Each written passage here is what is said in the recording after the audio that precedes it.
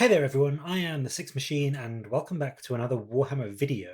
So today on the Warhammer community page they showed off a little tease for the upcoming Deathguard Codex, and in particular a new terrain piece, the Miasmic Malignifier or Malinifier or something like that. So let's take a quick look. This is not going to be a super long video because there isn't much to talk about, to be honest, but let's take a quick look at what the Warhammer community page says and a little tease of the rules that they've given us. So we first saw this piece of kit a few weeks ago in a video where they were showing off the new upcoming codexes, so the Space Wolves and the Deathwatch and then the Blood Angels and the Death Guard.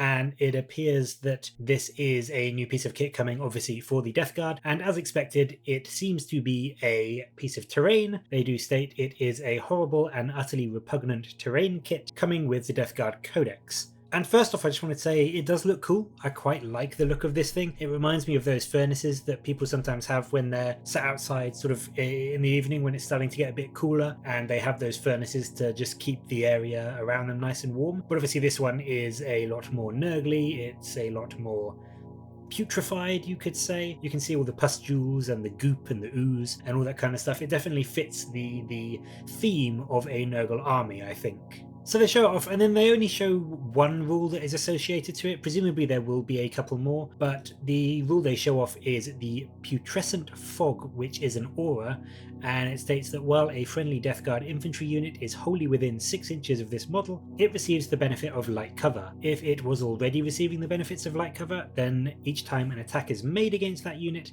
subtract 1 from the attack's hit roll. Now as auras go, that's pretty nice. Like, I wouldn't mind having that on a character, but I have a few problems with this one. The first one, the main one, maybe not the main one, the first one that kind of sticks out to me is the fact that I really wish this was a 7-inch aura. It really annoys me. I understand maybe why they do it for balancing purposes, but I do wish that they kind of double down on the sacred number for the specific Chaos armies like the Death Guard and the Thousand Suns and the Khorne Berserkers, all that kind of stuff. I wish it was a 7-inch aura. You know, even if they had to slightly nerf some or buff others because of the aura, like, radius, it would just be nice, it would be fluffy, and I would prefer this to be a 7-inch aura, personally. In terms of how strong it is, obviously giving infantry units light cover is not bad. That's quite a nice little buff in terms of survivability, especially when the Plague Marines are already toughness 5 with 2 wounds and a 3-up armor save. That definitely gives them that extra little survivability, as well as obviously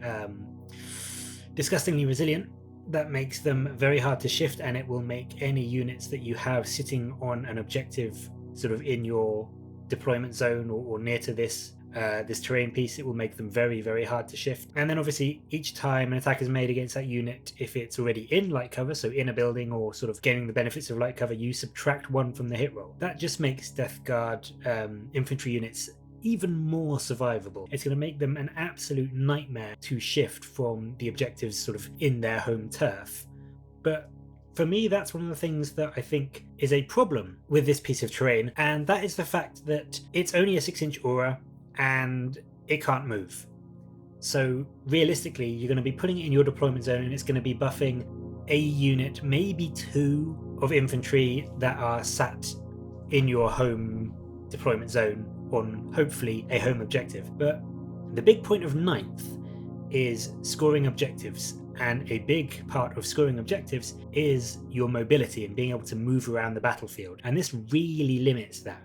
If you want to get those benefits, it really limits your ability to move around. And one of Death Guard's biggest problems is that in general they're not a particularly mobile army at the best of times, and they don't exactly have the best long range firepower, especially on their infantry. They've got a lot of 24-inch range and that sort of, you know, range weaponry, so they're not an army that can just sort of sit back and shoot. So in my mind, you've got to kind of think, do you really want to be spending points on this bit of terrain that is, yes, going to make your infantry more survivable, but they're just going to be sat there not really doing anything apart from maybe gaining a home objective, but they're not going to be moving around, trying to move up, trying to get into the enemy's face to get their guns in range or to go and capture other objectives. It just feels like this is a great piece of terrain for an army that can camp. You know, if you had this in sort of your Astra Militarum army and you could put your heavy weapons squads around it and that sort of thing, it would be nice. But for Death Guard, I feel like it's arguably going to be more of a hindrance, because whilst you'll be able to keep a couple of units safe,